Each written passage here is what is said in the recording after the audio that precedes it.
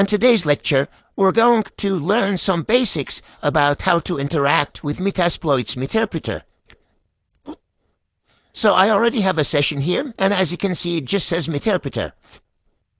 In Linux and everything in every command line, the help command is always the best command you can run. So the first thing we're going to do a help. And as you can see, you get a big list of all the commands that you can run and a description of what each of these commands do. So, I'm going to show you some basics right now. The first thing that I want to show you is the background command. So, background would basically background the current session. So it won't terminate the session, it's very similar to minimizing a window. So when I run background, I'll go back to Metasploit, as you can see there, and I can run other Metasploit exploits to further exploit the target machine or just to exploit other machines while maintaining my connection to the computer that I just hacked. So, to see a list of all the computers or the sessions that we have, we can just run sessions L to list the current sessions. And as you can see, we have a session here, meterpreter, so it's still there, we didn't lose it, and it's between our device and the target device, which is 206. Now, if I want to get back into that session to interact with the meterpreter again, all I need to do is run sessions again, -I for interact. And then I'm going to put number 2, which is the ID of the session. And as you can see, I'm back in the meterpreter session. Another command that I want to show you is the sysinfo. And you see me run this every time I hack into a system. And the reason for this command, it shows you information about the target computer. So, it shows us the computer name. Right here, we can see the operating system of the target computer, and it's running Windows 10.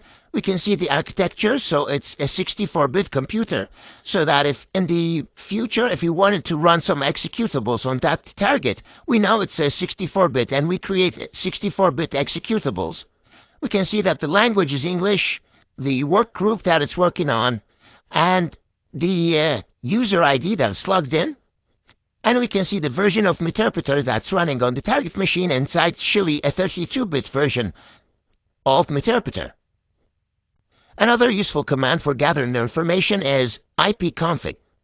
Now, ipconfig is very similar to the ipconfig that you get when you run on the Windows machine on the command prompt, and it'll show you all the interfaces that are connected to the target computer. We can see, for example, here, interface 1, we can see the MAC address, we can see the IP address. And for example here, this is the interface that is connected to our network and the one that we got the connection from. So if the device is connected to multiple networks, you'll be able to see all the interfaces and how to interact with them.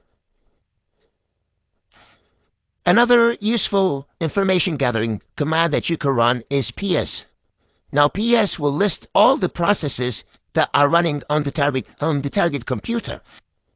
So these might be background processes or actual programs running in the foreground as Windows programs or GUIs.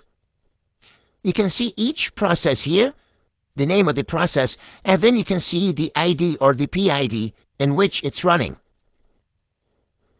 An interesting process is the explorer.exe, and that's literally the graphical interface of Windows. And we can see that it's running on process ID 2116.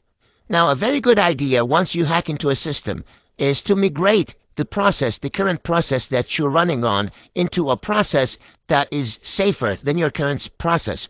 For example, the Explorer is the graphical interface of Windows, so it's always running as long as the person is using their device. So, it's much safer than the process that you gained your access to the computer through. For example, if you gained your access through an executable or a program, you will lose your process as soon as the person closes that program. So a better way to do is to migrate to a process that is less likely to be closed or terminated. So what we're going to do, we're going to use a command called migrate to move our current session into a different process, and we're going to use the Explorer process because it's very safe. Put 2115. And there's no such process, obviously, so it should be 2116. And the migration is successful now, so the meterpreter at the moment is running from the explorer.exe. Now, if we go to the task manager on the computer and run my system monitor, or resource monitor, sorry.